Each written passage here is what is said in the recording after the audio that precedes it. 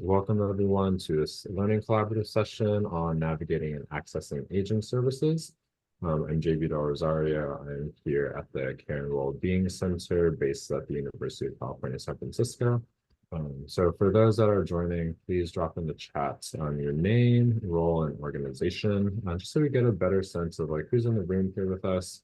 And also if we want to reach out to anyone to specifically collaborate on delivering these services or learning more. So glad to see y'all, and we will go ahead and get started actually right now. So perfect. Like I said, this is our virtual learning collaborative session on navigating aging services.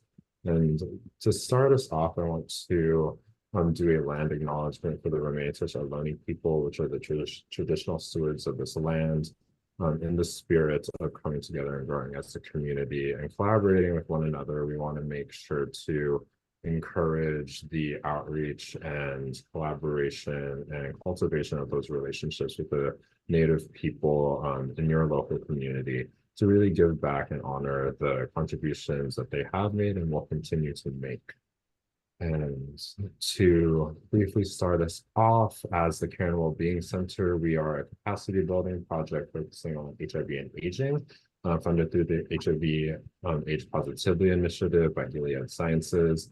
We promote health equity by sharing the strengths of all healthcare team members, such as yourself, from nurses, from physicians, from case managers to senior service providers, because we do realize that providing care for people aging with HIV requires such a hands-on, multidisciplinary approach.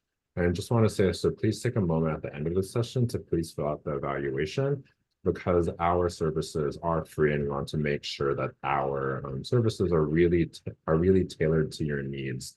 So please just take a second at the end. If you could just give us a bit of your feedback, good, bad. We also want to know what we're doing well and how we can improve and further address your learning needs around HIV and aging. So just a little bit of Zoom housekeeping. Please remember to mute your microphone when listening. We will have a Q&A session throughout the training and at the very end. So please put questions, shout outs, or agreements into the chats, and please use the captions to follow along. So let me go ahead and put that on right now, while we also get into our learning objectives here. So we really want to have you understand what are the different resources to help locate and identify local aging services, and also how can we develop and execute comprehensive client-centered HIV and aging care coordination plans. There's a lot of different components for us to consider as we're providing care for people aging with HIV. So let's go ahead and take a little bit of time to better understand what are the services around us and how can we best utilize all of them to create sustainable, comprehensive care networks for our clients. So without further ado, I'll pass it off to our first set of speakers from the U.S. Aging Eldercare Locator and DIAL team. So welcome Sara Tribe-Clark and Zach Trammel. All right, thanks so much, JB. I'm Sara Tribe-Clark. I'm the director of the Eldercare Locator and also DIAL. We'll be delving into those really soon. But I am going to, as a representative of U.S. Aging, I'm going to start with talking a bit about U.S. Aging and the aging network that we support, and also the disability network that we've learned much more about over the last few years as we've taken on our second national call center. So U.S. Aging represents and supports a national network of area agencies on aging. We also advocate for Title VI Native American aging programs that help older adults and people with disabilities live with optimal health, well-being, independence, and dignity in their homes and communities. The U.S. Aging administers the two national call centers I mentioned, Eldercare Locator and the Disability Information and Access Line, or DIAL. So we're funded by the Administration for Community Living, and the whole point of us is to help older adults and people with disabilities, and also caregivers and family members, find the resources that they need to remain as independent as possible in their communities. And I know that those are very similar to probably goals of the organizations that you all work for, or even life goals like mine. So next slide, let's see. So the Aging Network is funded under the Administration on Community Living. And that, if you're getting into the nuances of it, Administration on Aging is within that agency, and they administer the regulations having to do with the Older Americans Act. So going way back to 1965, the Older Americans Act established this national network that we're going to be talking about. So the National Aging Network includes federal, state, and local agencies. So on the slide, we have images of that. The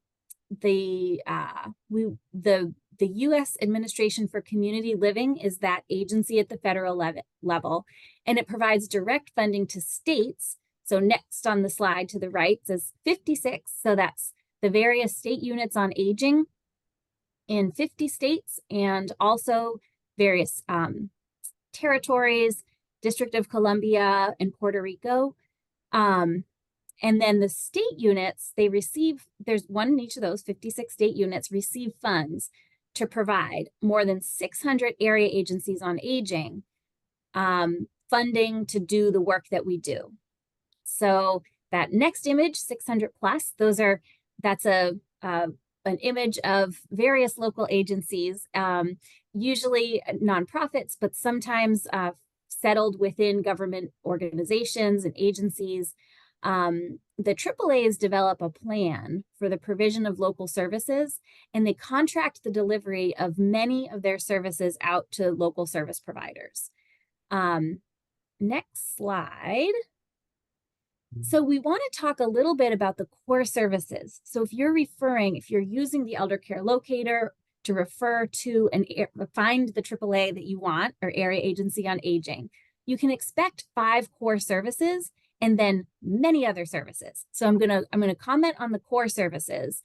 These are listed on the left: elder rights, services for caregivers, nutrition, health and wellness, and supportive services. So a lot of those are, like, you might have a sense for them. If you work with AAAs, you might know some of the programs, but I'm just going to talk through what that means, at least for those five areas. So elder rights programs include long-term care ombudsman programs. So they advocate for people who reside in long-term care settings. And then elder abuse prevention programs, generally AAAs provide either directly by employing people who assist with elder abuse prevention, or they contract with various organizations. And each one actually averages about, we do a survey, US Aging does a survey of our AAA members each year, and they average about 7 elder abuse prevention or intervention services per AAA. So I just mentioned 2, but there's usually, even if you look on the Eldercare Locator, you'll notice under elder rights, or legal services, there's sometimes just like an array of different services, not just one usually. Programs for caregivers is the next item listed. That can include respite programs, so helping caregivers to actually take a break, have some respite, and actually paid caregiving either in their home or at a rehab facility or something where they can get a break for a certain number of hours per year. Support groups, and also various types of training. A lot of times that comes into play for people who have dementia, and their caregivers are often struggling with the changes and understanding what's the best approach. That's just one example, but there's lots of different trainings available through AAAs. Nutrition programs, so that includes community dining or home-delivered meals or meals in a community setting. Sometimes we call it a congregate meal site. Or home-delivered meals. And then health and wellness programs, oftentimes combined with those community dining sites. So senior wellness center programming, exercise classes, and other opportunities for people to socialize with each other. And then supportive services. So this is a broad one. So information and referral services, kind of at the front door when you call a AAA. They have a call center, kind of like the Eldercare Locator. But the specialists are very, very knowledgeable about the local services. They can also connect people in with their case management, the AAA's case management department, which can help people help set them up with in-home assistance, transportation, home modification, legal services, and basically all the other services that we're going to be talking about today. So listed on the slide are other services and programs, but these are also very common. They may not be core services that the Older Americans Act requires, but it's very likely that a AAA in your area also has connection to transportation. If they don't directly provide or contract with, they are usually also providing transportation, connection to health insurance, counseling, case management, volunteerism, and that's both helping older adults plug into volunteerism or volunteer programs that benefit older adults, senior housing options, and telephone reassurance. Those are the common ones, but there's many others as well. And then again, AAA's contract with local service providers. They deliver many of these aging services. So for example, home delivered meals and transportation. Those are two really common ones. The AAA is probably not making the home delivered meals there. They may not have a whole, garage with all the vans for transportation around the county, but they have close connections, partnerships, contracts with organizations that do. And then finally, if they don't directly provide or contract with others that do provide the service, AAAs are going to know if these things are available. A lot of times in rural communities, it is very hard to find transportation and potentially other services, but the AAA should know if they're available, how people can plug into them. Right, next slide. So I've already alluded to this a little bit, but AAAs thrive on partnerships. They need partnerships. Yes, they may be contracting with lots of different entities, but they're also partnering all over the place. So some of the most common partnerships: adult protective services, transportation agencies, Medicaid, and I'm just reading the list on the left side of the screen, mental health agencies, disability service organizations, and emergency preparedness agencies. So while in some cases they may have contracts, for example, with a transportation agency or adult protective service, that program could be housed at the AAA or in the same building as the AAA, but there's all kinds of partnerships between different AAA programs with each of these, oftentimes to make sure that we're serving the people who call in with such a huge array of needs, that we're able to serve them the best possible. And then on the right side of the slide, other community supports. These are some more of the common ones. Of course, there are others, but hospitals, faith-based organizations, community health providers, managed care HMO networks, and businesses. I'm sure some of you on the call have partnerships. Your organizations likely have partnerships with some AAAs. And if not, immediately use the Eldercare Locator after this training to find out your AAAs and make sure you know who they are and they know who you are. Right, Aging and Disability Resource Centers. On the next slide, I want to touch on this because it can sometimes be confusing. The Area Agency on Aging frequently either houses an Aging and Disability Resource Center under that or another name, or is considered an Aging and Disability Resource Center. The acronym is ADRC. These are, it's actually it's totally different depending on where you are, but I'm just going to talk through a little bit of the history to help make this make sense. And we do have on the Eldercare Locator, along with Area Agencies on Aging, the very next set of contacts below that, if they're present in an area, is the ADRC. So ADRC initiative. So it's a collaborative effort between the Administration for Community Living, also our Eldercare Locator funder, and Centers for Medicaid and Medicare Service, CMS, and Veterans Health Administration. Sometimes you hear a reference to no wrong door, single point of entry. It was basically a collaborative that was intended to streamline access to long-term care and information. Anyone who's quickly tried to find information about long-term care for an older adult relative, for themselves, it's very confusing. And the idea was, there's just so many funding sources, there's so many different resources for older adults, people with disabilities. How do we help people by giving them one point of entry, or anywhere they call, they get the same information about different services despite funding source? So it is a really awesome principle, but place to place, it is really hard to execute. So the Administration for Community Living and the other partners I mentioned, CMS and Veterans Administration, got together and did one of those, federal grant opportunities. So back in 2003, they started providing grants for basically demonstration grants. So states who got the grants were setting up ADRCs. I myself worked in Massachusetts around that time and was involved in one of the earlier awardees. And it's really hard. It took a lot of partnership with, in this case, hospitals and disability organizations.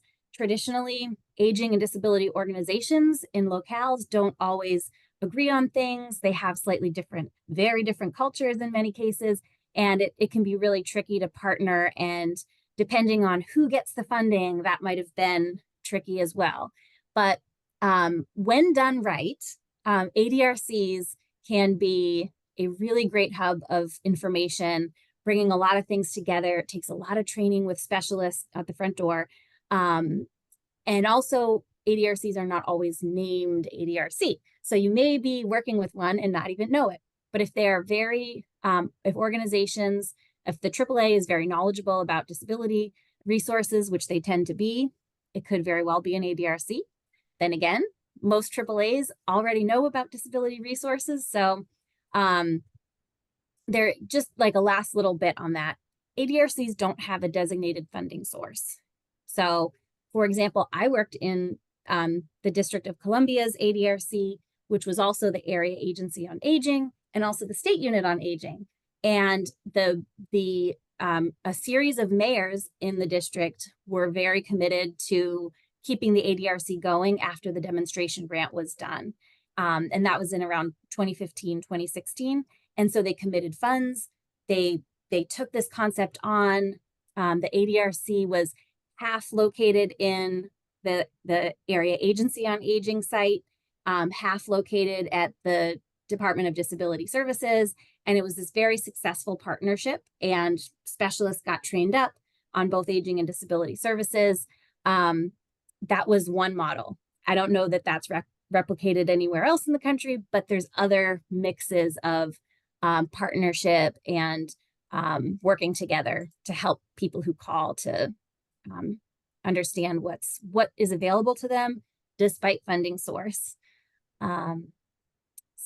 And we're happy to take more questions about that later, because I know that sometimes can be a little bit confusing.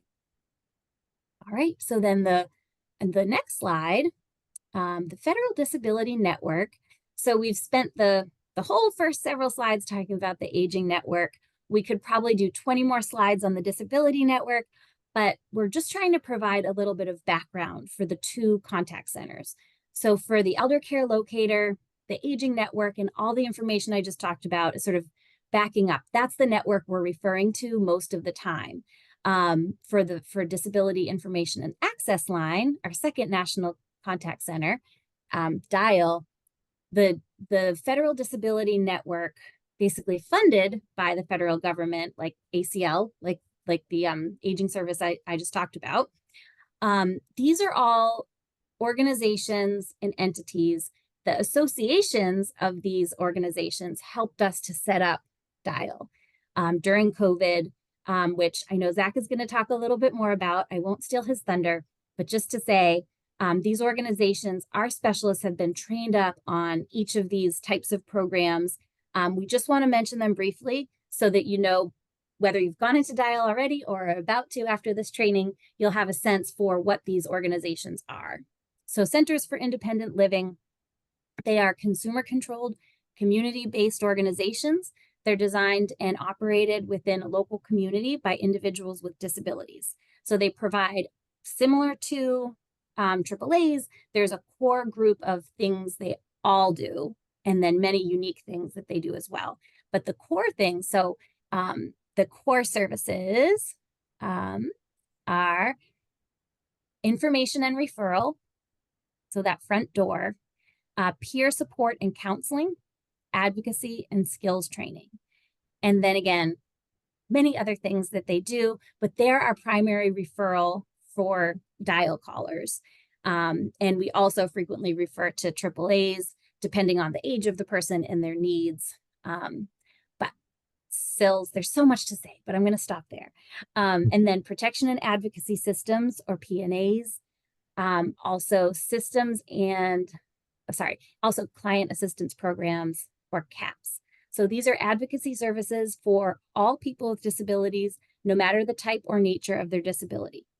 PNAs and CAPS work to improve the lives of people with disabilities by guarding against abuse, advocating for basic rights, and ensuring access and accountability to health care, education, and employment, housing, transportation, voting, many things that affect people, all people, but especially for people with disabilities.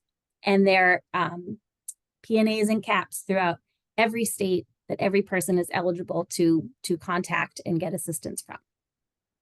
University Centers for Developmental Disabilities, they are affiliated with an Institute of Higher Education and Services as a resource. They serve as a resource for people in the areas of education, research, and services relative to the needs of people with developmental disabilities. So that also includes, in their definition, people who have traumatic brain injury, mental illness, and sensory or physical disabilities. And then developmental disability councils, or DD councils, are disability-led boards appointed by the governor to identify gaps and needs for people with intellectual disabilities or developmental disabilities and their families. So while they're not necessarily doing direct services, they're often knowledgeable about where people can find direct services, but they specialize in public policy and state and local public policy. They support self-advocacy, set up trainings for self-advocacy.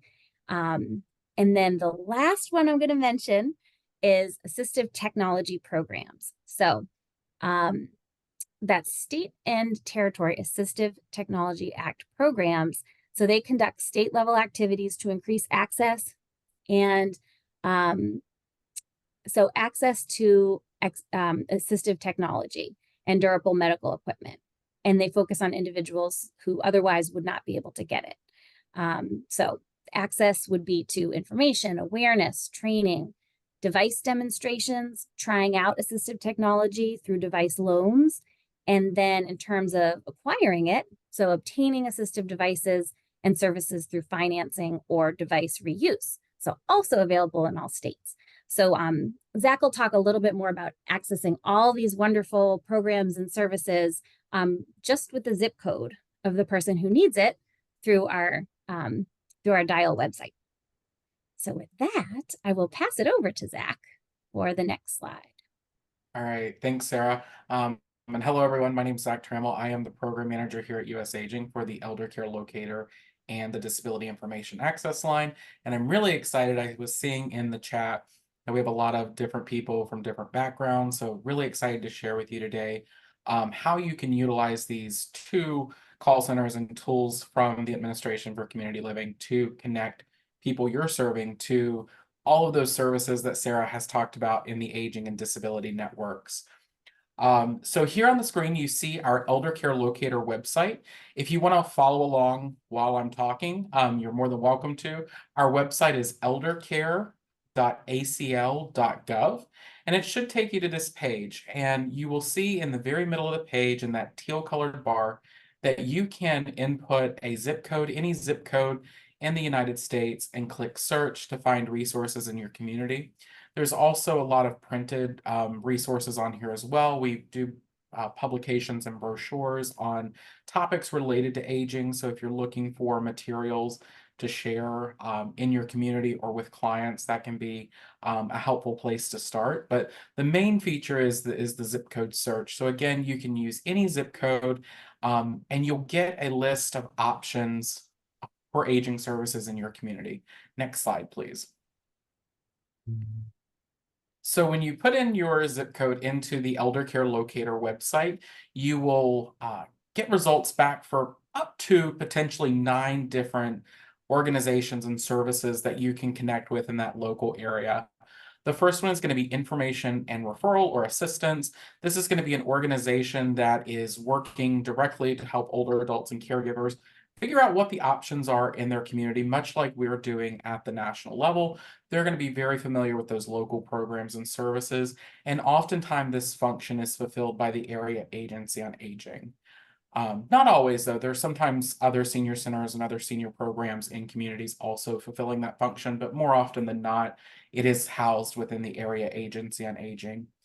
You'll also see the contact information for the area agency on aging, the Aging and Disability Resource Center that Sarah spoke about, Title VI Native American Aging Programs, the State Unit on Aging, Elder Abuse Prevention Resources, Health Insurance Counseling Programs, or SHIPs, legal service programs that are available to offer legal counsel and assistance to older adults, and then the long-term care ombudsman, which is an advocate for those living in long-term care settings.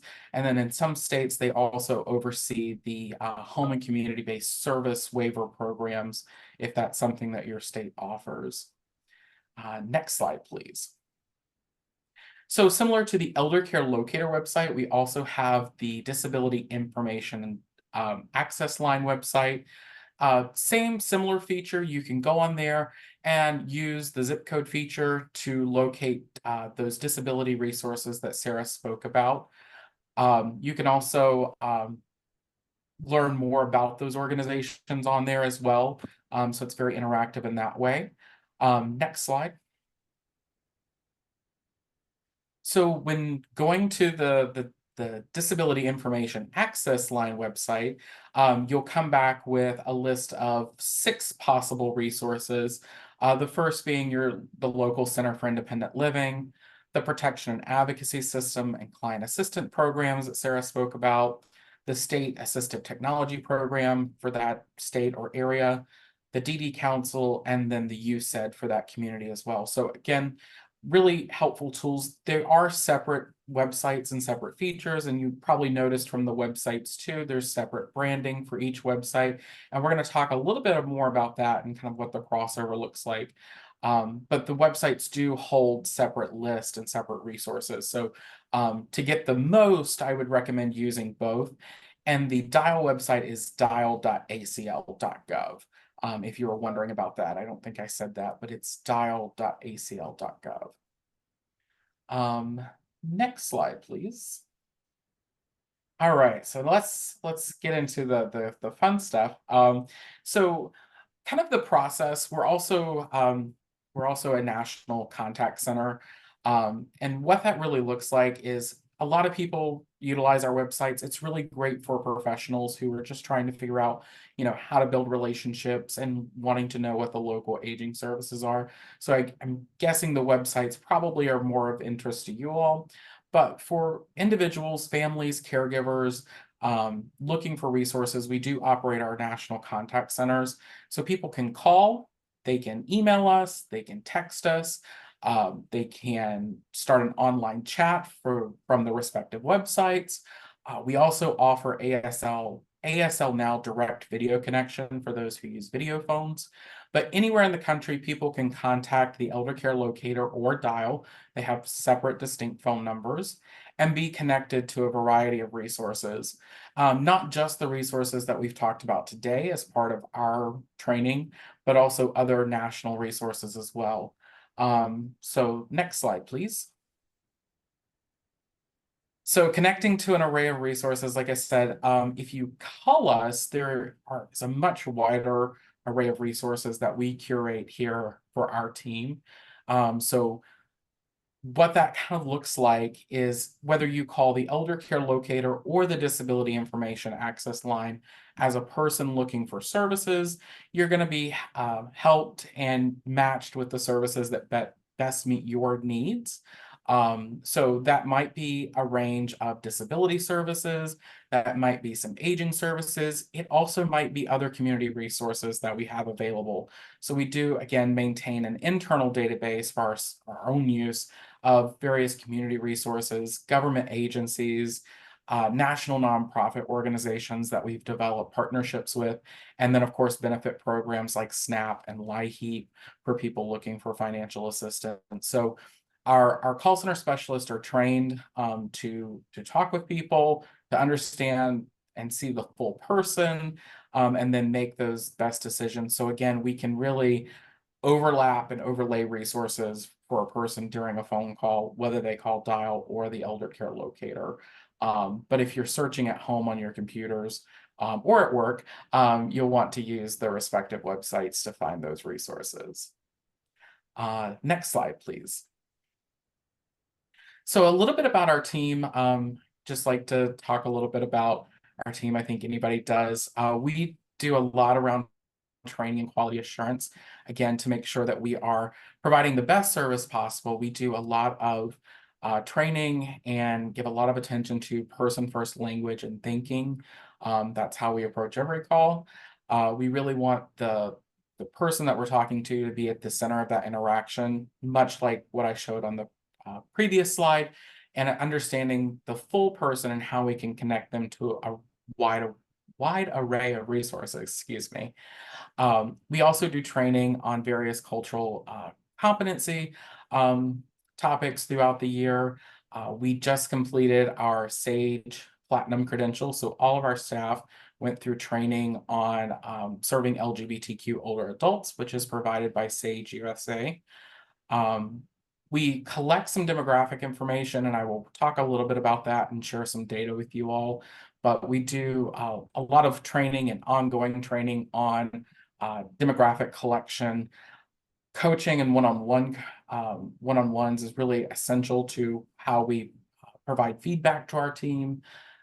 And then we do that through recording calls and monitoring calls and providing feedback. And it's an all-around experience for callers. It's an all-around wraparound experience for our staff as we try to provide the best service possible to everyone. Next slide, please.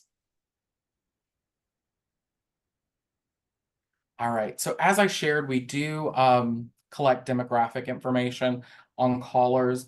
So we track, what people are calling about, the resources that we provide them, but then we also get some additional information from callers who are calling for themselves.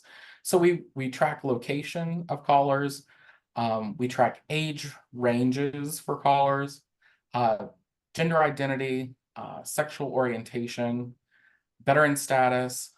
We talk a little bit about the person's disability and their disability type so that we can understand what they're experiencing and how to best connect them to resources. And then finally, race and ethnicity are some things we collect. Now, this list, if you're looking at it, you're thinking, okay, that's a lot of information to get from callers. It is. There are some limits to our data, and you'll see that as I talk and pivot into sharing a little bit more about that. For example, we don't collect income, household income. So, we suspect based on the calls that we see that we're generally talking to people who are lower income, but we don't know for certain. There's some limits to our data there. We don't collect specific diagnoses or specific disease types. So, we don't track how many callers say they have Alzheimer's disease, or how many people say they have diabetes, or in this case, how many people self-identify as being HIV positive. We don't collect that information. So again, there are some limits, but our data can be a really great starting point for reflection and help us identify trends of older adults that's happening across the country. Next slide, please.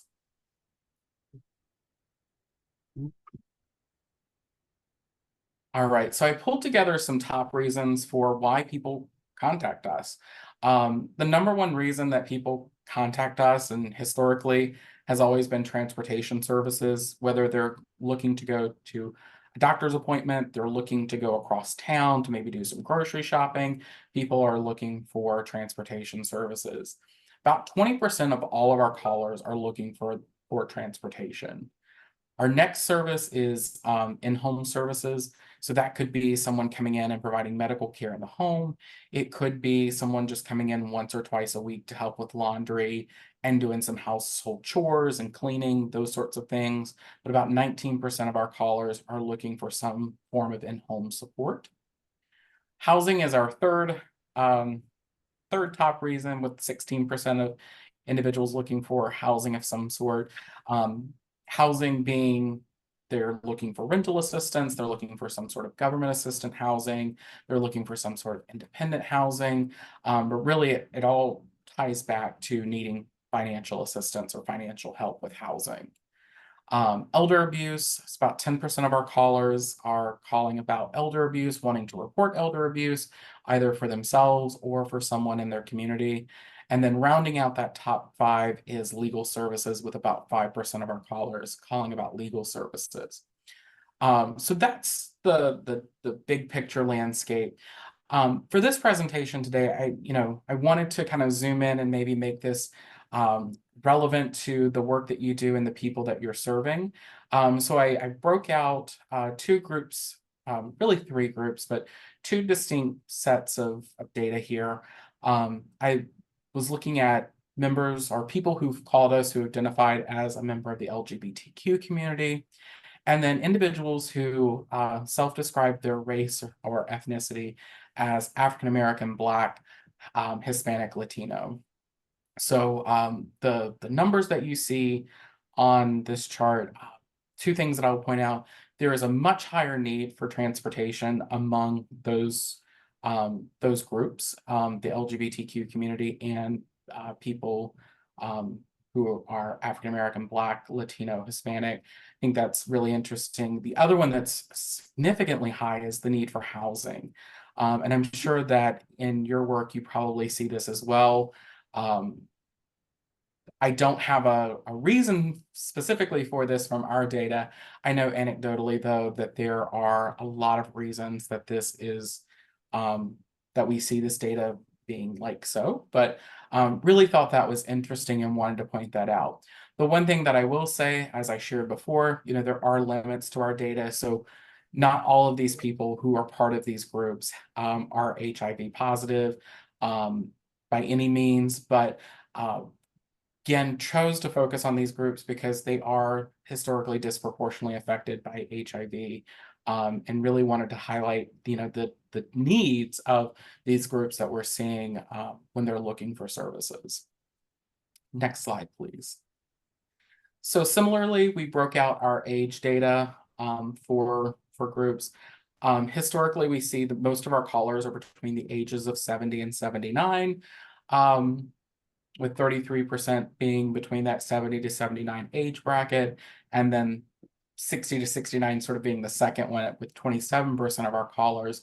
But when you look at members of the LGBTQ community and people who self-identified as African American, Black, Hispanic, Latino, 36% and 37% and 36% for those groups identified as 60 to 69. So there's a shift in our age data there. And in talking about that with people preparing for this presentation today, there's some different reasons there, I think. And one of the reasons that was brought up specific to HIV is, that people living with HIV might need services sooner. Aging happens a little bit quicker sometimes.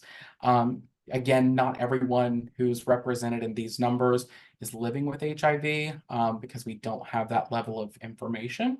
But I did think these were very interesting numbers. And if this resonates with you as part of your work, I would be interested in hearing how this shows up in your community. But really just wanted to share a little bit about our data. There's so many ways that you can split this data and look at this data.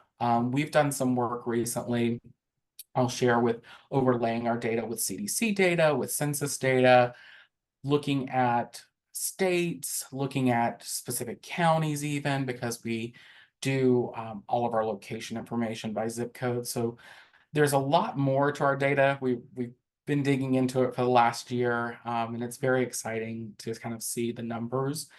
So if you're a data-minded person, you're seeing this, you're like, hey, I have more questions, or I'd love to know more. I'm happy to connect after this presentation. If you want to ask specific questions related to data, we can see what we can do on our end for that. So yeah, thank you.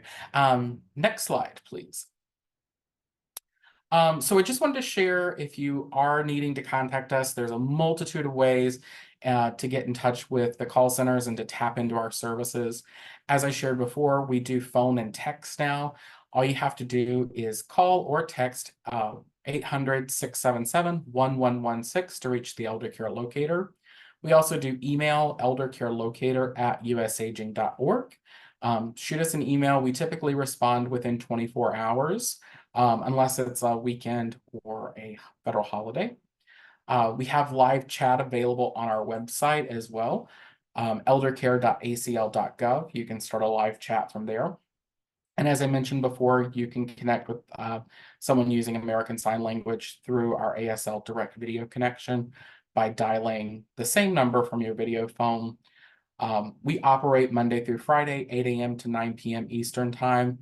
We are closed weekends. We are closed federal holidays. So if you try to reach us then, we won't be available. But any other time, you're more than welcome to give us a call. One of our specialists would be happy to speak with you and help you identify what services are available. We also have our DIAL contact information here. So the number for DIAL, again, phone or text, is 888-677-1199. You can also email us at dial@usaginganddisability.org or visit our website to start the live chat, as well as with our direct video connection. And we operate the same hours as well. I see a lot of questions in the chat. So we do offer translation services. I will say that both call centers have translation services available. We employ English and Spanish speaking staff. But for other languages, we have a translation service. We can offer language translation in over 300 languages. So specifically Haitian Creole, yes, we can do that. But we do have those options available as well. And this is a national number. This covers all 50 states, as well as the US territory. So it's not unique to California or unique to the West Coast by any means. This is all over the country. And then last question, I think I have just a few more minutes, but what age is considered elder? So it really depends about the service that you're trying to connect someone with. Typically under the Older Americans Act, that age is 60.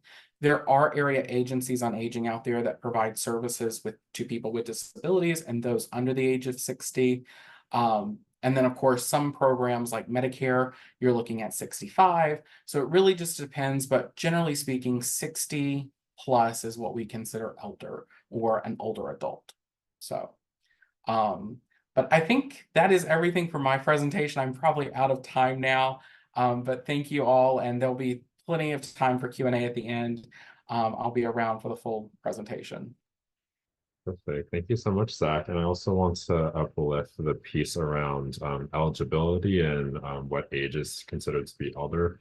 I think as some of us may know that chronic HIV management may induce like accelerated aging and accentuated aging, meaning that people living with HIV and aging with HIV may experience the aging process a lot sooner and with greater severity. So just because age may be one eligibility criteria, there's also the route of understanding like physical disability and different various other medical conditions that can make someone eligible for services, which Zach is also, which Dallas is going to mention in his upcoming presentation. But I want to open up the space for additional questions for Zach here from the Eldercare Locator side. And are there any remaining questions before we move on into the next portion of the presentation? Feel free to unmute, shout them out, put them in the chat.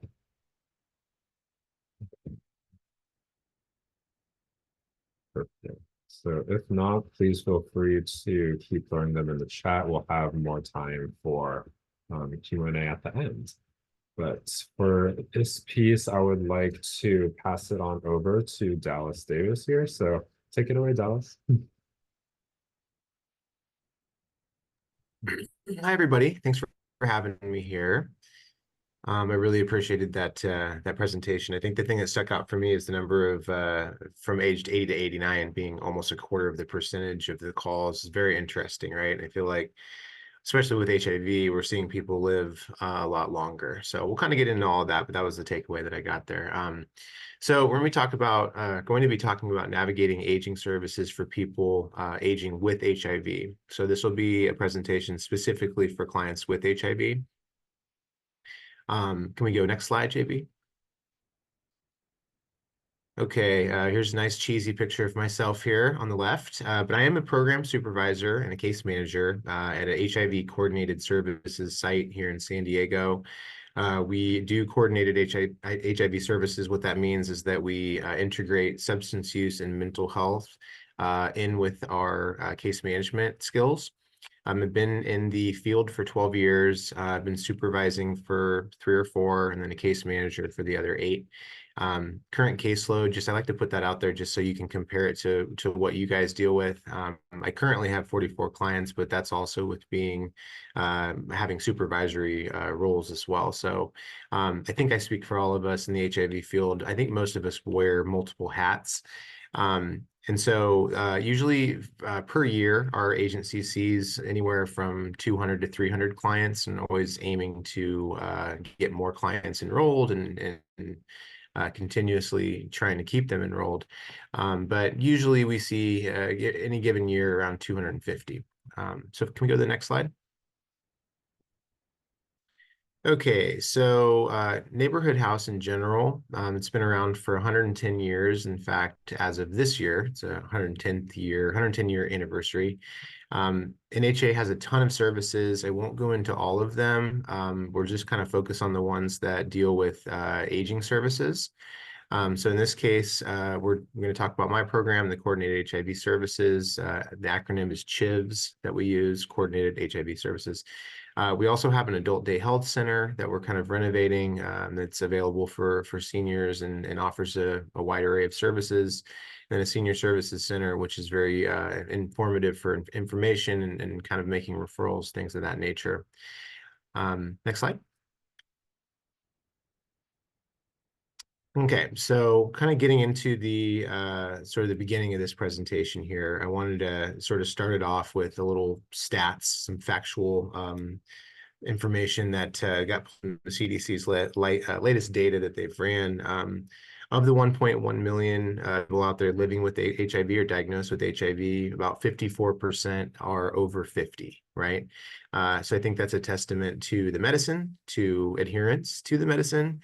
And then also, you know, we're talking about aging, right? And that's something that is more or less relative or recent in folks living longer and longer with HIV. And I'm sure that you're all familiar with the U equals U, untransmittable equals undetectable. And I think that's something that clients have really picked up on. And I think that that's a huge, if not the biggest reduction of stigma that I've seen, right? Where it's like, great, I can kind of operate, you know, without trying to have this scarlet letter where I'm forced to disclose, right? And of course, we still encourage disclosure on everything, not just HIV, all STIs. But at the same time, it's really nice to know that you cannot transmit it as long as you're adherent to your ART regimen, right? So very important. So what is case management, right? And I know there's a lot of case managers on this call. I see a lot of colleagues down in San Diego as well. So I'm located down in San Diego, California.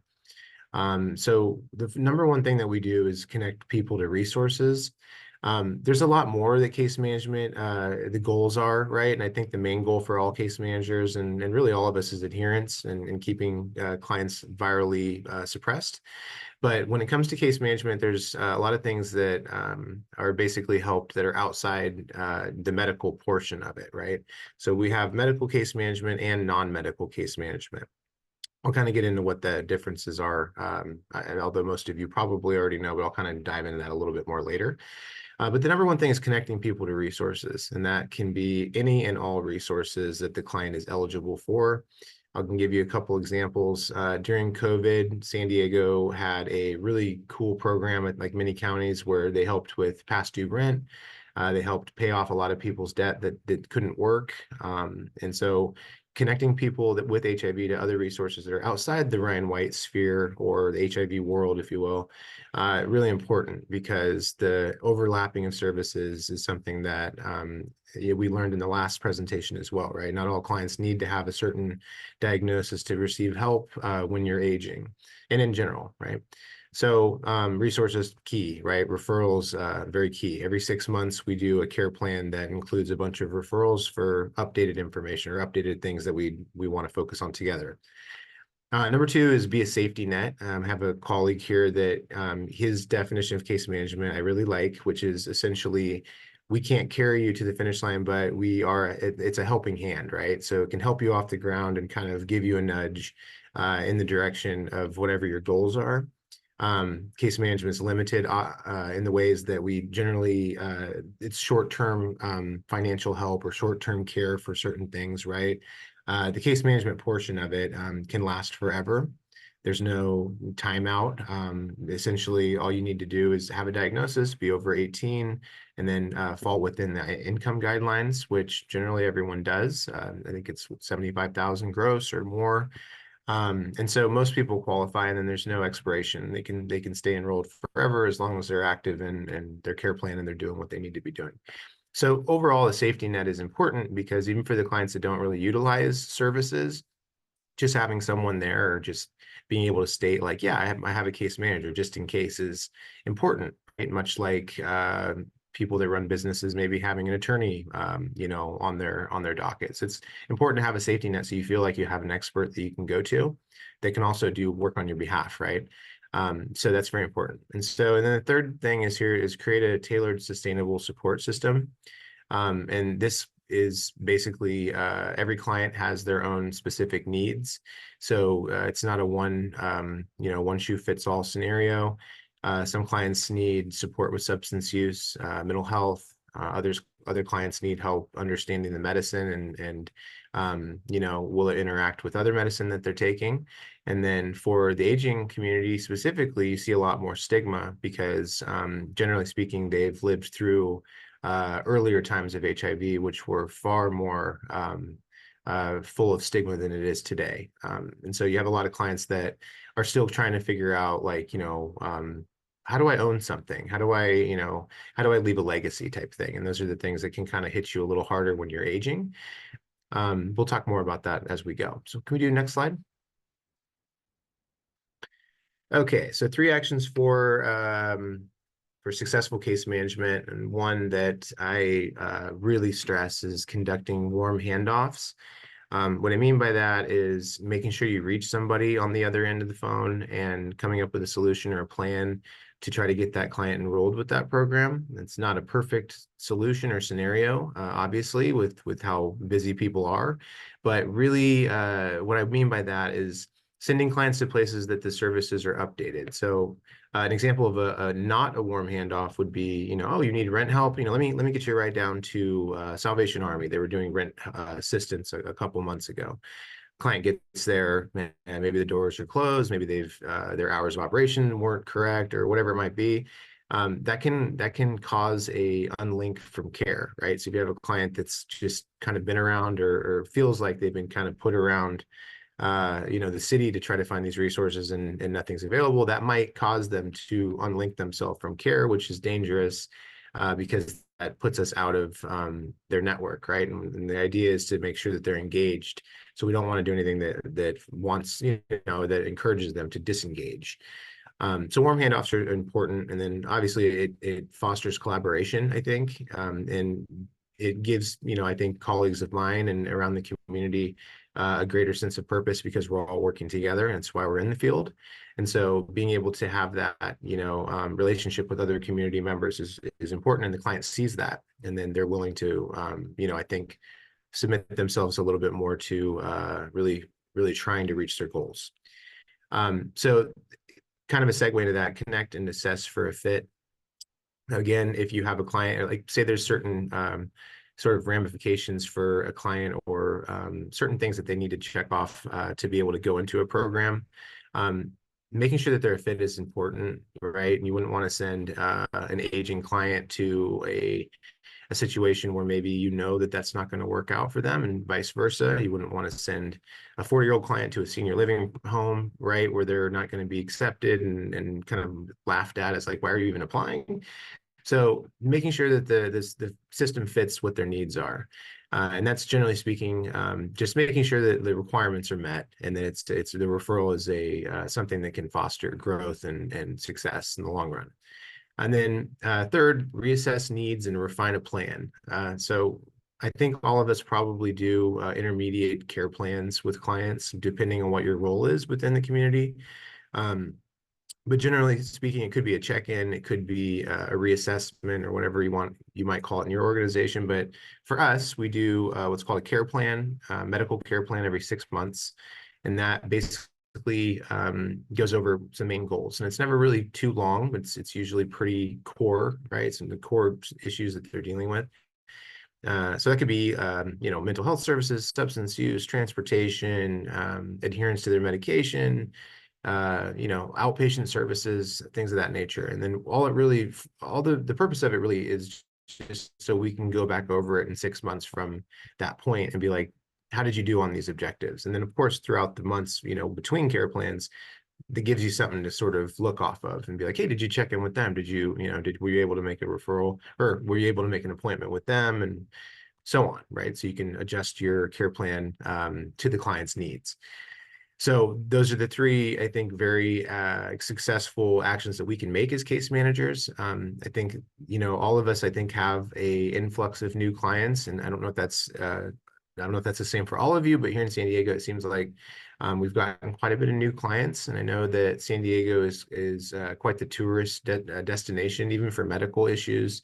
A lot of folks come here when they are trying to start over, if they're homeless. San Diego is probably a lot easier to live in when you're homeless, rather than some other East Coast states. So same applies for HIV. A lot of the time, it forces them out from other potentially more conservative areas where they might not be accepted if they come out even as homosexual or gay or anything like that, right? So next slide. Okay, so this is pretty self-explanatory. And case management equals teamwork, right? And I think that collaboration is key for case management. When we want to look into what client services that we can offer, we sort of want to build a self-sufficiency model. And what I mean by that is that we like the sort of metaphor I gave earlier of like case management being the proverbial hand help up off the ground. Case management is a lot of the same, right? It's not hand holding. It's more or less like, here are the tools, here are the referrals. And our objective is to have the client empower themselves and be able to, contact these places in the future without us, because case management, generally speaking, we don't see clients that stick with us for more than 10 years. And I'd say 10 years is usually a pretty maxed situation. But generally speaking, we have clients anywhere from a couple of months to up to 10 years.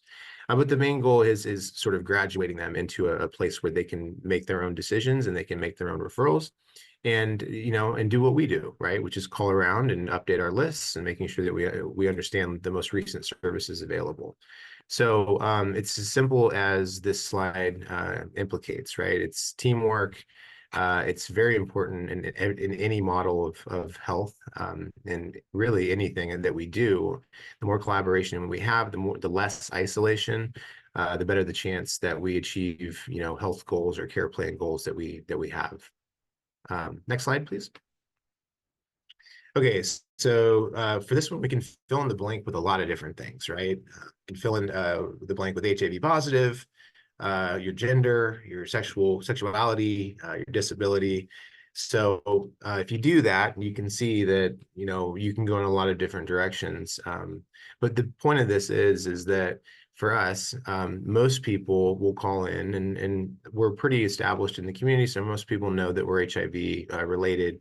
So for us, for example, clients will call in, hey, I'm HIV positive in San Diego. The number one question is, what housing am I eligible for, right? What rent assistance am I eligible for? I need a hotel, things of that nature, right? So being able to sort of stratify how you're going to answer those questions is important off the jump. Housing, I think by far is the number one question we get asked for. Reason why, I think it's kind of obvious, right? I mean, sort of hard to focus on your mental health, substance use, your adherence and all that when you don't have a place to live. And things can be kind of dire as far as futuristic approach.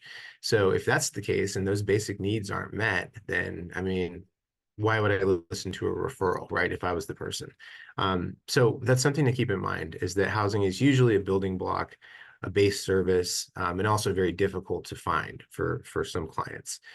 So looking at trying to address that first is usually something in practice that we do here at our agency, and I'm sure everywhere in California and elsewhere. But so the idea is just basically, knowing where to look for clients that relate certain services, right? And so we just had a presentation before. And so really, I mean, if the client gives their age to any case management agency, that's a great resource to call, and they can work through whatever they're eligible for. And the more resources, the better, right?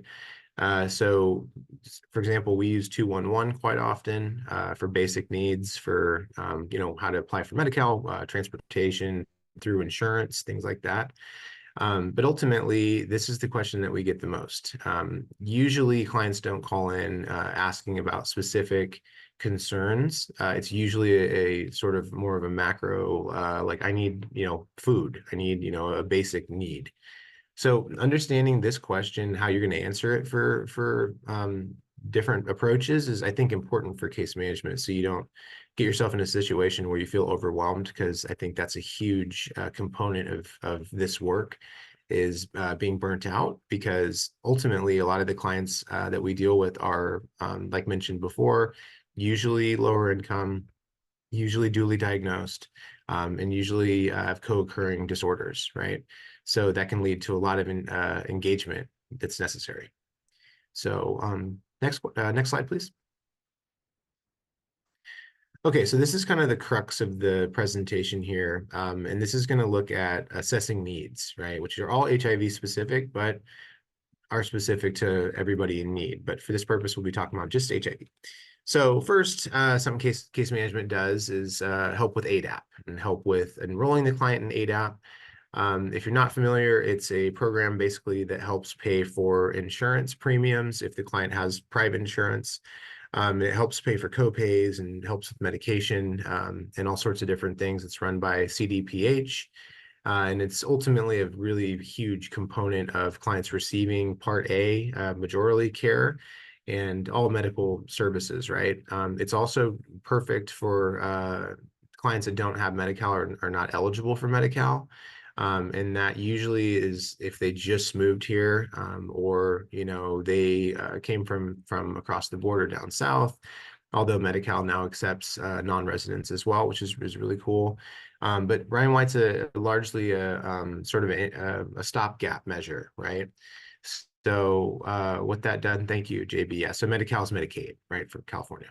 And so clients that have Medi-Cal, they're not eligible for ADAP, but ADAP serves as a stopgap. Let's say you're applying for Medi-Cal or you haven't gotten to it because you have other issues you're going on.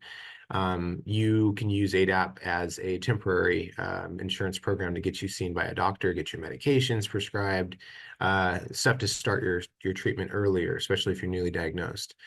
So very important component of case management is the ADAP program. And I can help answer questions later about that if necessary. Urgent financial assistance. I think that's something that we can all relate on here, is that usually the purpose of case management for most clients is that they need something and they need it like yesterday. So this usually includes like their past due rent, they're being evicted, they need help with legal issues, and then maybe a deposit for the next place.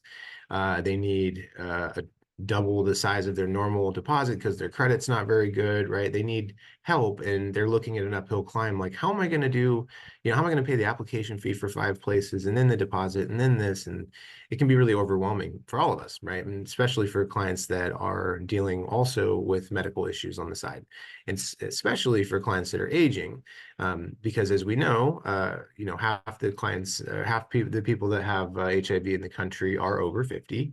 And when you're dealing with life over 50, as we know, you're looking at dealing with a lot of different multi-diagnosis issues, maybe more medications that have been added to your regimen that might, change your mood or your effect or kind of the way that you're looking at things. And then, of course, the stigma of the longer that you're around, the more that you've experienced, and there can be a little bit more stigma for the aging community as well, because they've seen a little bit more from the 80s and 90s that could cause that.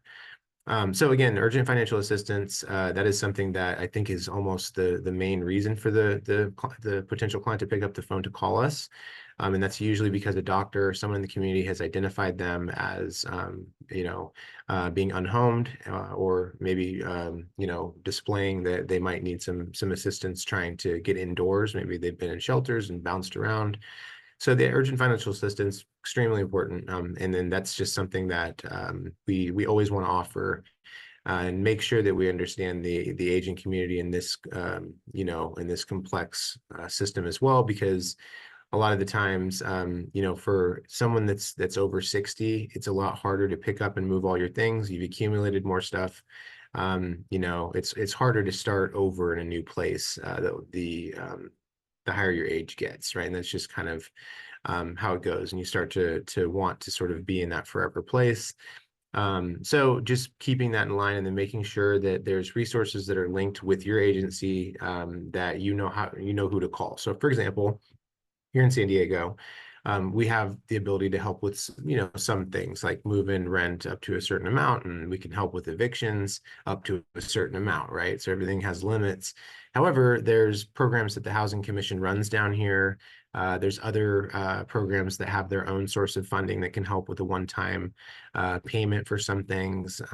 We work with places that pay off your SDG&E bill, etc. And that's outside the sphere of Ryan White.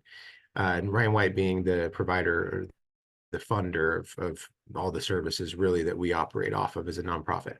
So that part being said, is understanding other places outside the HIV world that can help with financial assistance. And I think that's going to become more important as we move forward. Just because HIV, I think we've gotten to a place where it's the most stable it's ever been as far as medicine. So I can see, the way the world works, I can see financial stuff maybe dwindling in the future. I'm not sure when, but so it's important to sort of navigate other agencies that might be able to help that are not affiliated with HIV. So it's really important to sort of make some phone calls, right? And understand affordable housing and Section 8 and other programs that can help, not just for HIV. And then third, mental health, which is extremely important to HIV specifically, and especially for the aging population. Like I mentioned before, more stigma for the aging population, more assistance needed in some cases, right? So maybe IHSS becoming involved.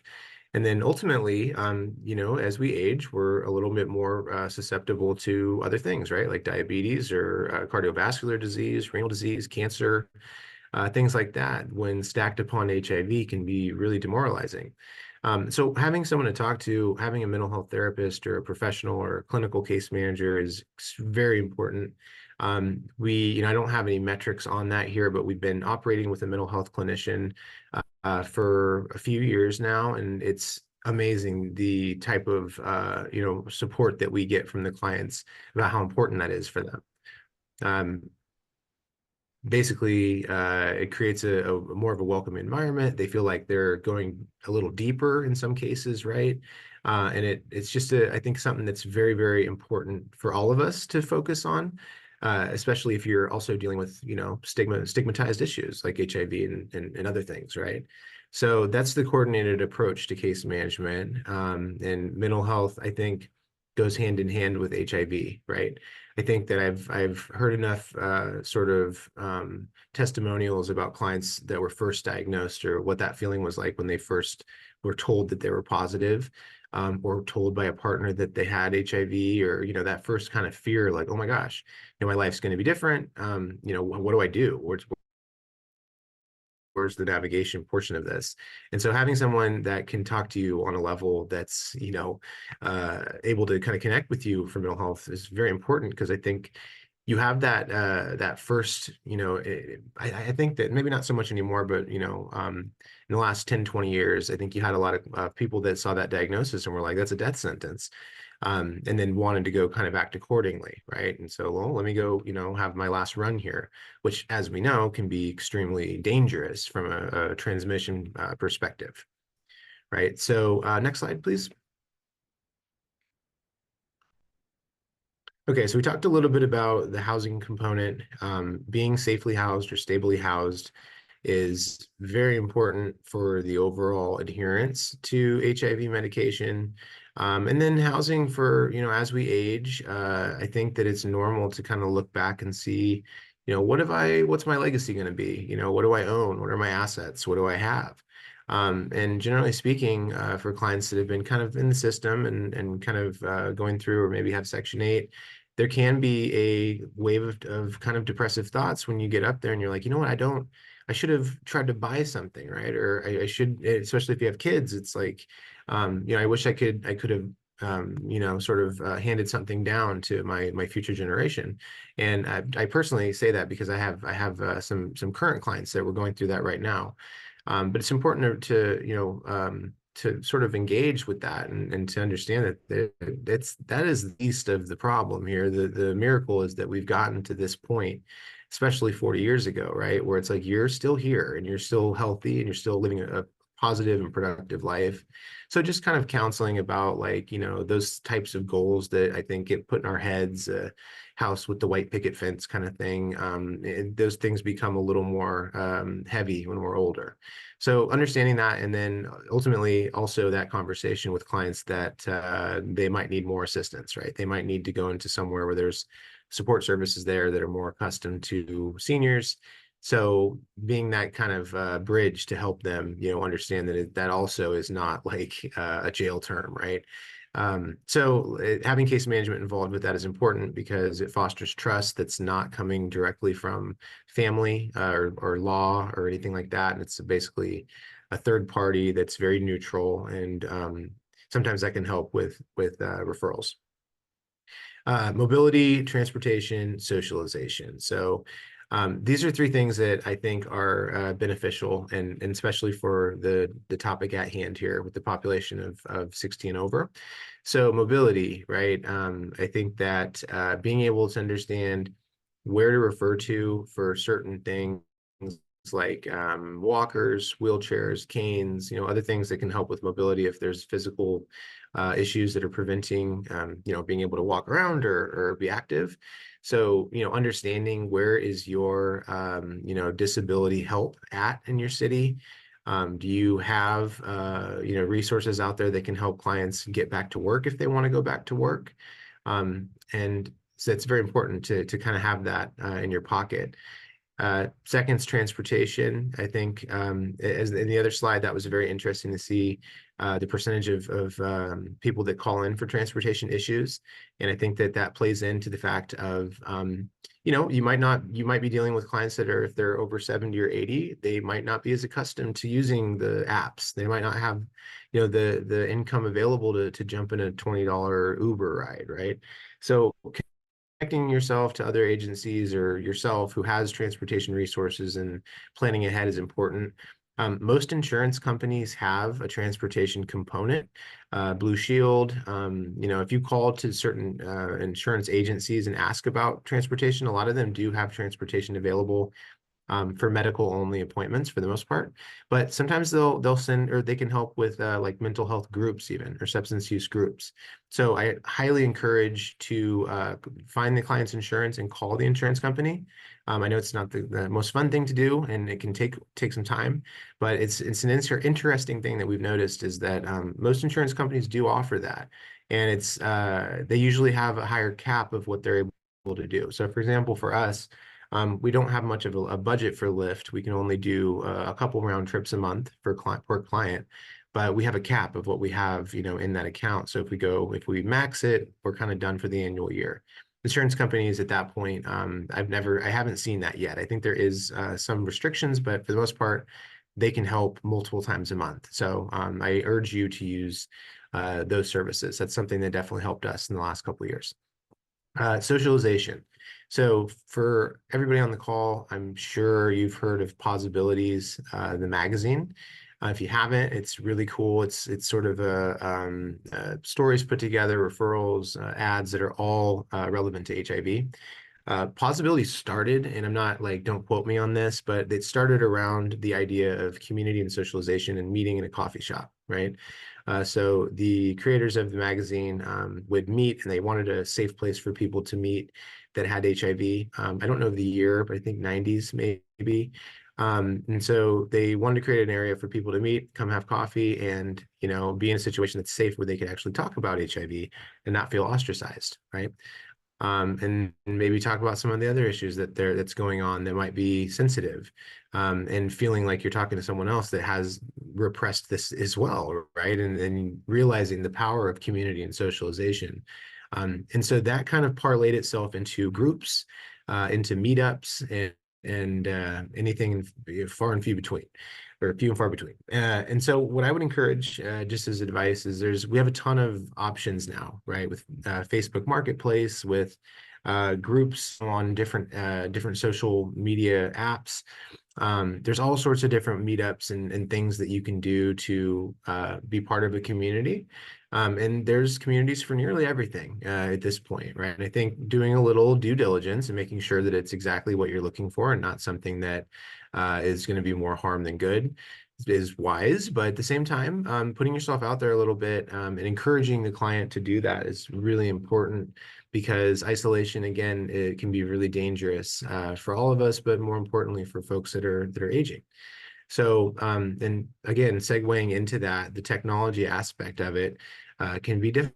Right? I know from personal experience, I recently, helping a client get into a Section 8 unit, and applying through websites is really difficult, right? For this client of mine, he's 73, and it's really hard for him to upload documents, right? He doesn't understand how to do it. I get it. So working with clients on technology issues, or setting up time for them to come in, maybe for 30 minutes, and you can just focus directly on uploading their things into their applications or their websites or whatever they need to do to apply. Very important, right? And so, and that helps, because I think we're moving quickly and have been into uncharted territory with technology, right? So eventually we will all get left behind as well. So our job is to help, the older generations from us understand what we already know for the most part, right? So next slide, please. Okay, so understanding client needs. So the first part here is getting specific. And again, this can kind of sound like I might be rehashing a bit, but getting specific on what the client needs, right? That's very important. If they are asking for a residential drug program, focus on the residential drug program, right? Let's focus on that first need. The idea of case management is we're very reaction driven, right? Yeah, we want to see the adherence levels and the viral suppression and all of that, and that's the main goal. But ultimately, to get there, the biggest thing we can do is specifically address the needs. They want outpatient. Let's get them an outpatient program first, circle back, and then we can help them, with the medical components of other things going on. And like I said about housing, a lot of times clients that have been homeless, that haven't been inside really like in years, sometimes just helping them with that initial, couple weeks in the hotel and then coming up with a game plan can encourage them to start to think about other aspects of their life, like oh my God, I need to do this, or I need to get my Social Security, back on track, or I need to check in on the waiting list or Section 8, right? Just little things that need to be monitored or can be lost or never seen again, right? Or because you have to update all your information in a lot of waiting lists. And typically speaking, you forget to do that when you're kind of when you're dealing with unmet basic needs. And so getting specific, very, really important to meet the client where they're at rather than where we're at. And I think that is very key to how we deal with clients and long-term approaches. So we can get number 2 there, JB.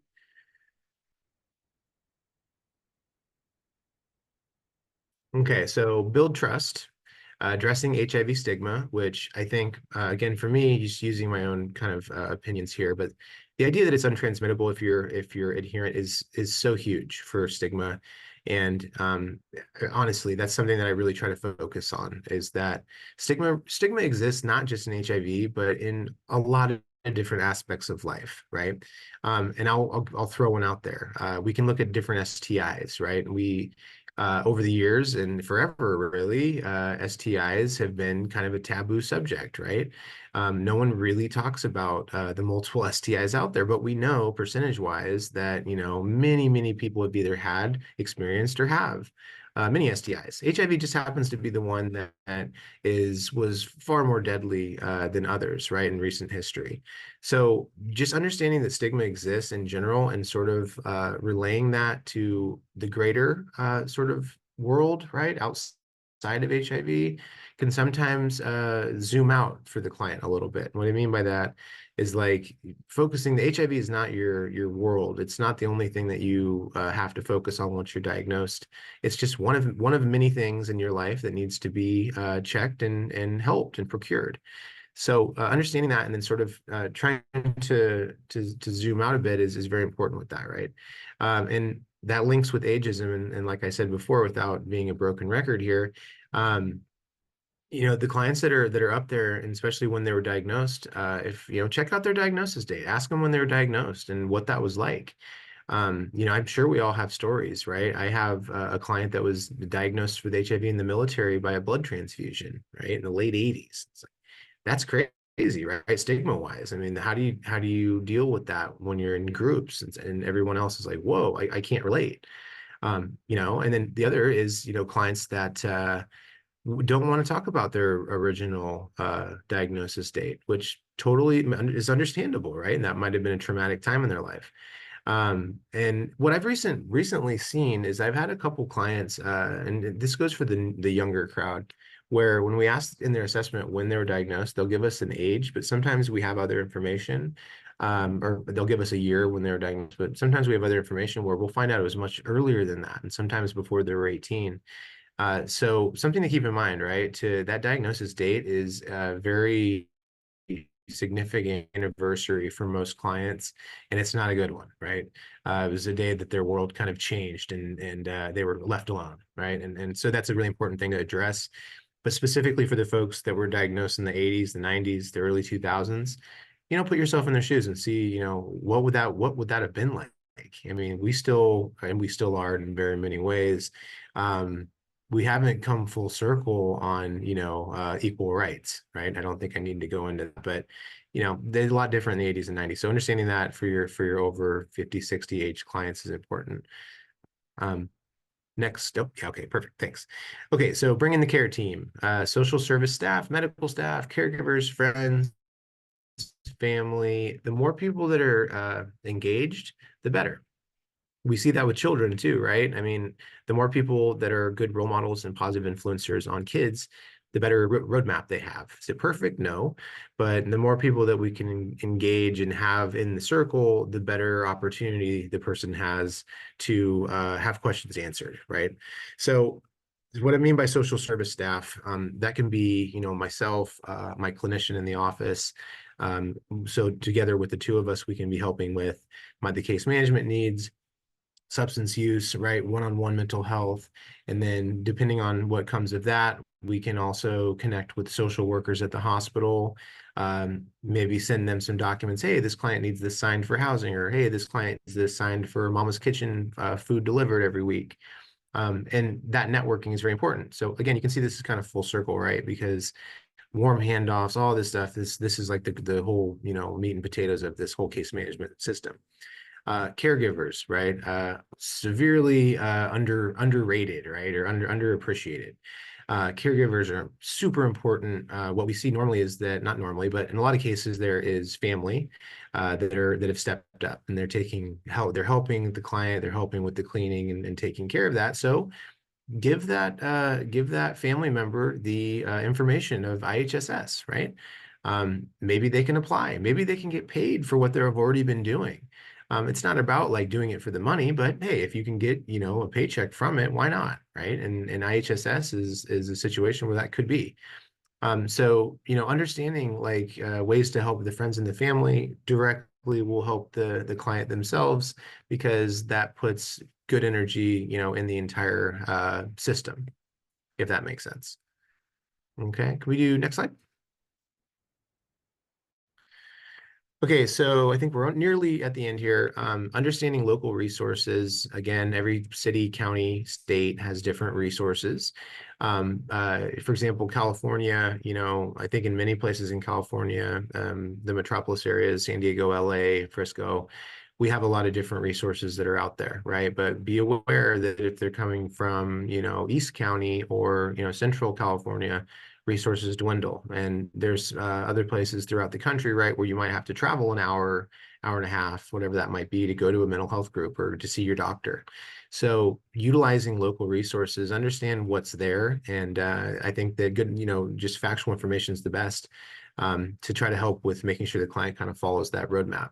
So that can include health systems, community organizations, senior centers, right? Does the client know where the LGBTQ center is? Are they aware of, you know, meetings going on, pride events? And another good one too is like research studies, right? Because research studies are twofold.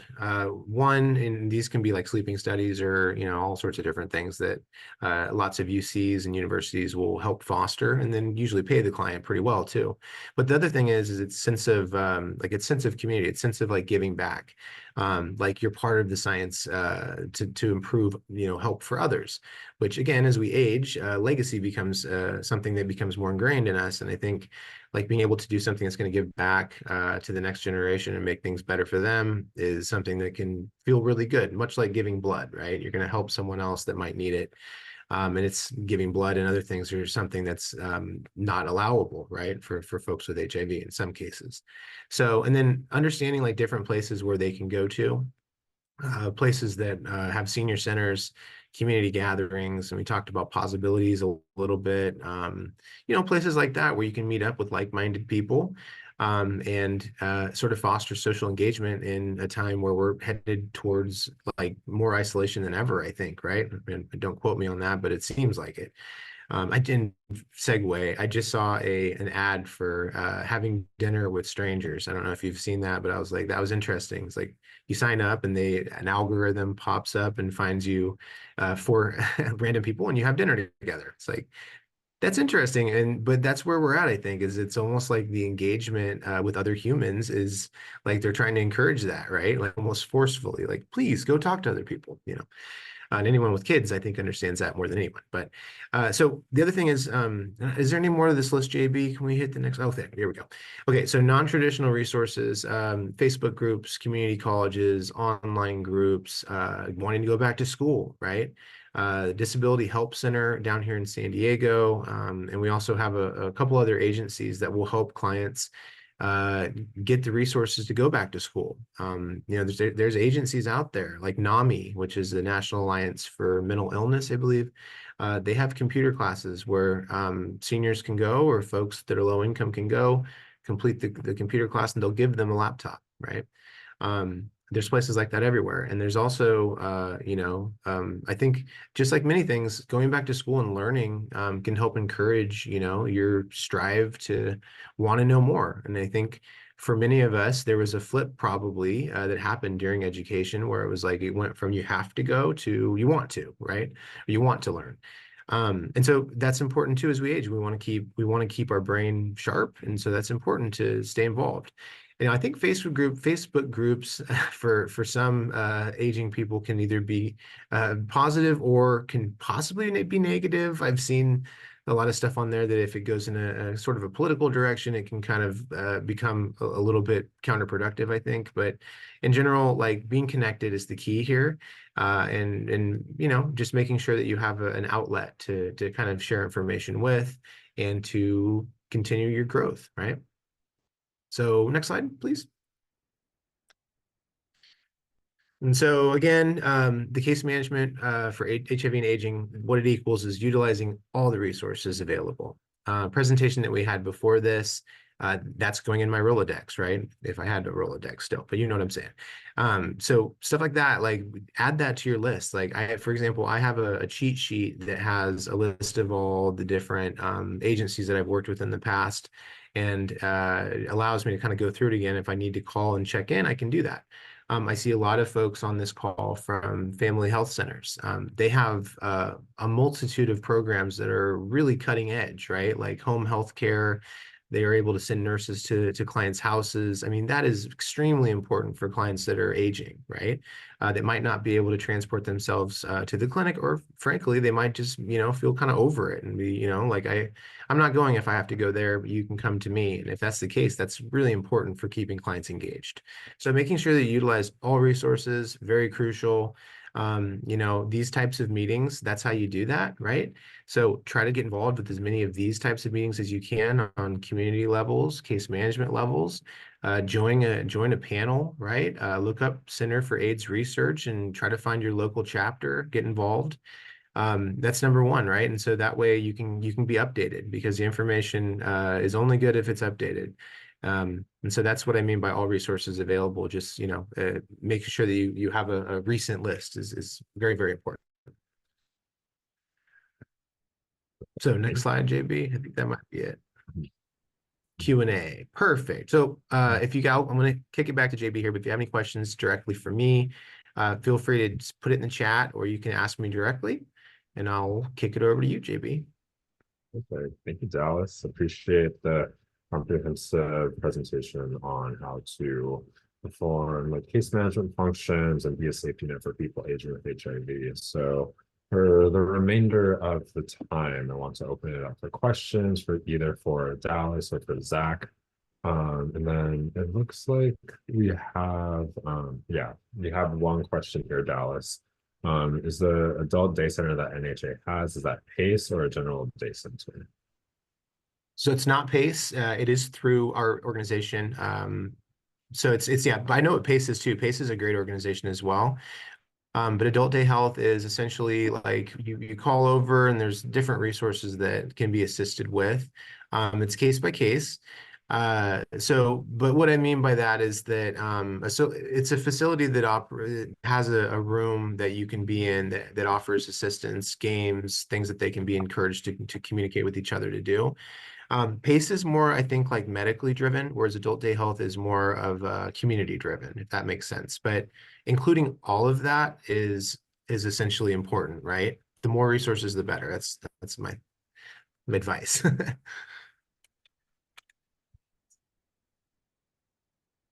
Thank you for addressing that question. And any additional questions from the audience, feel free to hop off, unmute. Also, Zach is also here to address any questions regarding the Eldercare Locator and DIAL and the different kinds of services that you can access through that call center.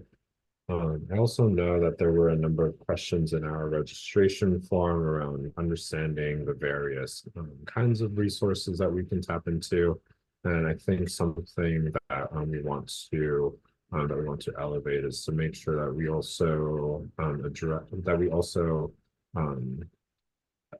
also include remote services that are available for people as well. So getting that technology assistance for people aging with HIV and having them attend either online support groups or telemedicine, especially for people that are not located in urban areas, and then one other service that I thought was especially important to pay attention to was the assisted technology support services that those are often those you can be connected to through the Eldercare Locator or DIAL, because oftentimes assistive technology such as like hearing aids or hearing aids or vision or sight aids are not covered by, or sometimes not covered by insurance plans.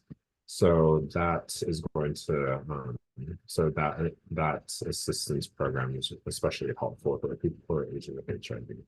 And Arlene, I see your question in the chat. Will we have access to the slides in both presentations? We will be distributing these slides after we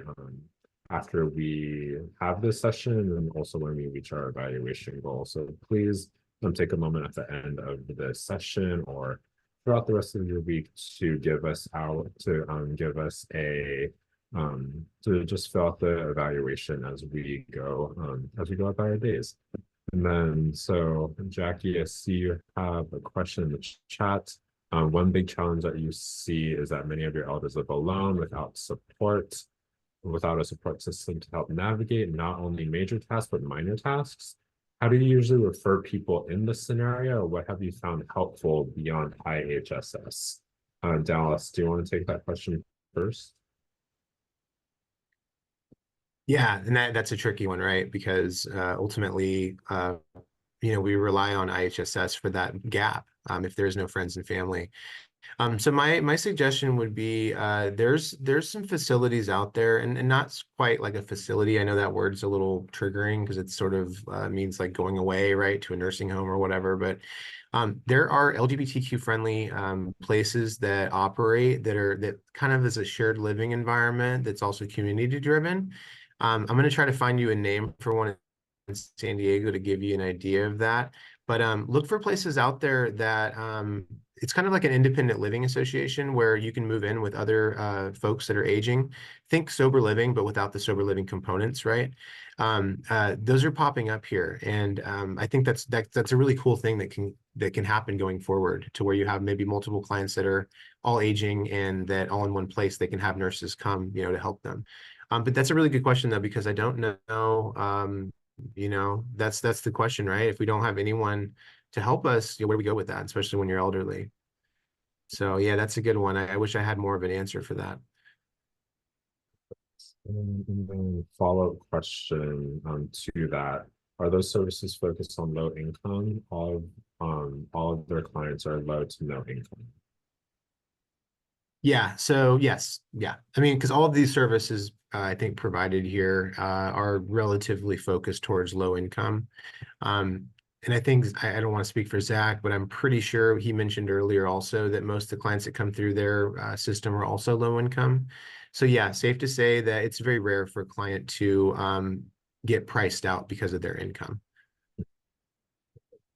And then Zach, do you have any other additional insights on how people can support assistance with minor tasks? I'm thinking around like ADLs or IADLs. For those that don't know, it's activities of daily living or instrumental activities of daily living, such as like cooking, cleaning, bathing, housekeeping, things like that. Yeah, so I mean, part of the area agency on aging's services that Sarah spoke a little bit about tie back to providing in-home support services, and really the whole reason that this network was created was so that older adults could age in place, really. So I would connect with someone there. They oftentimes have staff, or and I'm talking to a group of case managers, but case managers who can do some assessments in the home and see what's needed and where services can where they can plug people into services. So I would recommend that. And then on the income thing as well, the income for us is anecdotal from our data point of view, but we always encourage people to ask about those eligibility requirements. Sometimes there is an income component to it. Sometimes it's not. Sometimes it's just need-based. The person needs this, and we're going to plug them into this service. So it really just depends. There is a mandate as part of the Older Americans Act, which is where a lot of those area agency on aging programs are funded, is to connect with the people who have the greatest need. And there's different ways of measuring that, and different groups are specifically mentioned as part of the act. But we always encourage people just to connect, to see what the local offering is. You know, and especially uplifting that the area agencies on aging can be accessed through either the Eldercare Locator or the Disability Information Access Line. And those are, let me actually just drop those links in the chat again. But as we move towards the end of the session, are there any final questions before we close out? Are there any organizations or support services specifically for aging transgender clients? That's a great question. Dallas, Zach, do you know of any? I believe Alex, it depends on where you are. So I know there's some like national support places, but also open this question. Awesome, Zach. So in terms of like LGBTQ aging programs with area agencies on aging, that's really going to vary depending on the community that you're in. I know, for example, anecdotally, I'm originally from Charlotte. I know Charlotte, North Carolina has like an aging disability program. I don't think anyone from North Carolina is on the call, but I'll use that as an example. I know also, I'm hoping people are familiar with SAGE USA. They are the advocacy group and the resource center for aging older adults. And so they have some programs. I don't know that they're national programs at this point for specifically transgender clients or transgender older adults, but definitely something worth looking into with SAGE. But yeah, it's going to vary depending on the community that you're in. Yeah. And then Dallas, any additional insights? Yeah, I think that Zach put that well. Really depends on where you're at, but San Diego specifically, anecdotally, you know, LGBTQ center would be the one place to go check first. And there is a lot of trans support here in San Diego and the county. And so it's really about, you know, just searching for somewhere that's adequate, right? But I would start with the center. And furthermore, the idea of community meetings, Alex, is that the more that you join, the more people in the audience really will have the answers, right? Because that's something that, like, I think that's always ongoing. And I think what I'm seeing happening more going forward is the idea of communal living. So search those out, right? And what I would suggest is search like you know, community transgender living communities, right? It might not be ideal for everybody, but it is a really cool idea to get started with. Perfect. Thank you for that. And I know, Alex, again, it depends on where you're located. I know that there's a number of organizations down in Los Angeles, also up here in San Francisco. They may have virtual or on-demand resources. So it depends on what specific support services you're looking for. Feel free to send me an email, and then I'll also be able to like connect you to more specific pieces.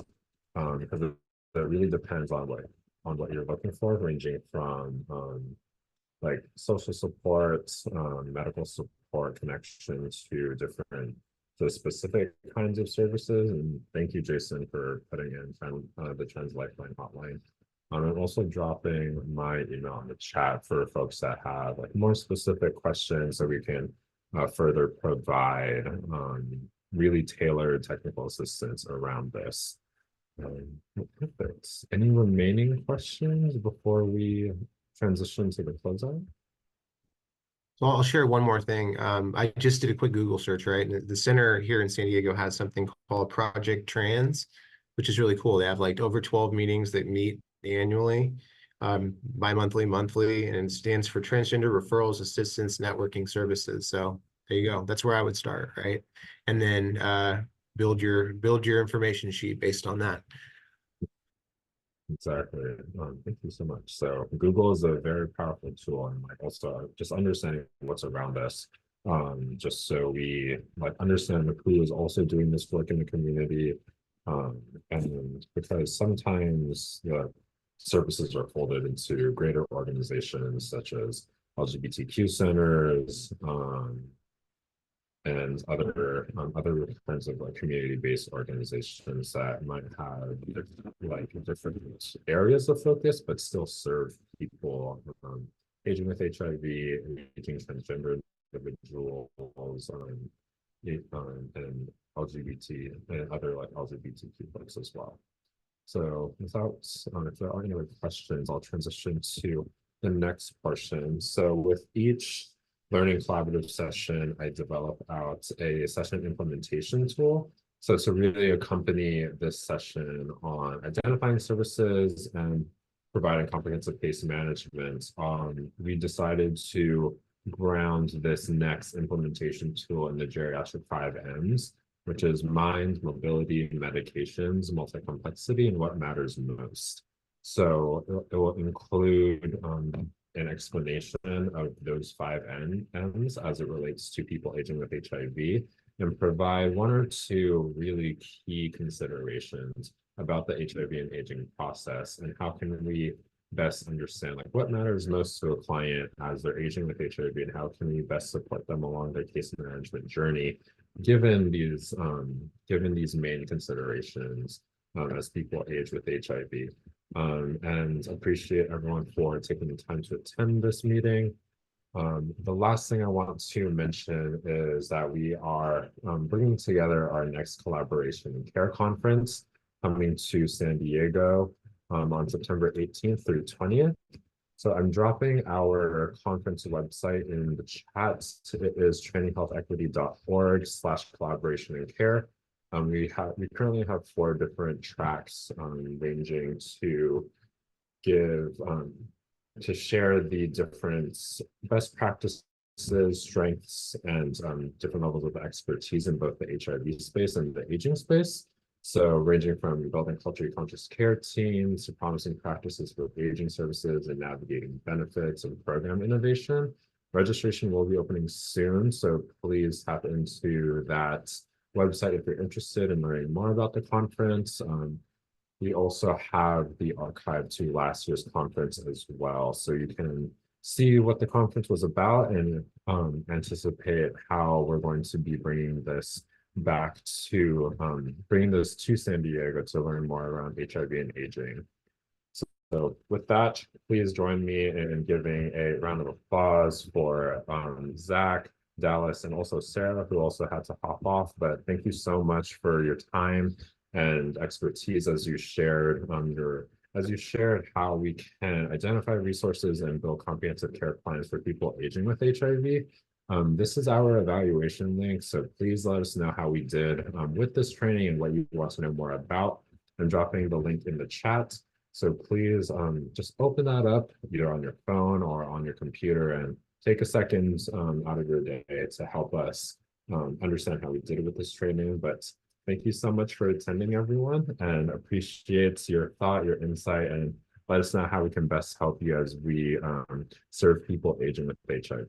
But with that, enjoy the rest of your day, and we will be sending out to the recording and implementation tool as we reach our evaluation goal. So thank you so much. Perfect. And that's in. Let me go ahead and let people get off.